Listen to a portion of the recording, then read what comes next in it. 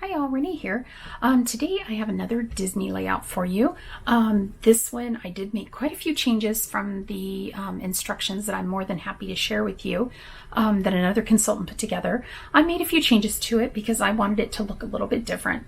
Now what these areas are for 4x6. It'll hold 3 4x6s on this side and 1 on this side. You could also do a 4x4. You could do other variations of sizes, and then you could also put small pictures in here or little pieces of ephemera, maybe something from the park that you wanted to remember, a little piece of a napkin, whatever. I'm a big one for saving all those little ephemera pieces. So I really like the way this turned out. What I used on this is and I put it away already. The inks that I used were black, candy apple, and lagoon. So the only stamping that I did on this whole layout was this little piece right here. And this little piece came from the stamp set for Happiest Place.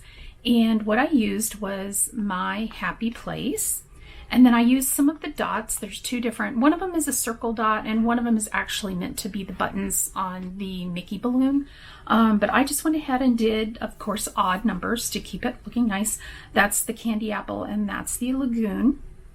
And what else did I do different from the original plan is I put this black zip strip. This was a zip strip from one of the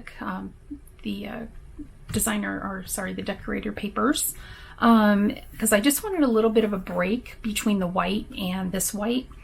And then I changed this up here. This was like a loopy kind of just a tea or a glacier color paper, and I wanted something a little more that popped. Plus I wanted to build in the polka dots and stars through the whole thing. I also changed it up because they had you using a stamp set, which is really a cute stamp set called Family Time, but I don't have the stamp set, so I changed it up a little bit. So this is what I ended up with. I hope you like it. If you have any questions about it, please leave that below. And if you would like to see the process of putting this together, just stay tuned. I'll put it on right after this part is done. And hope you have a great day.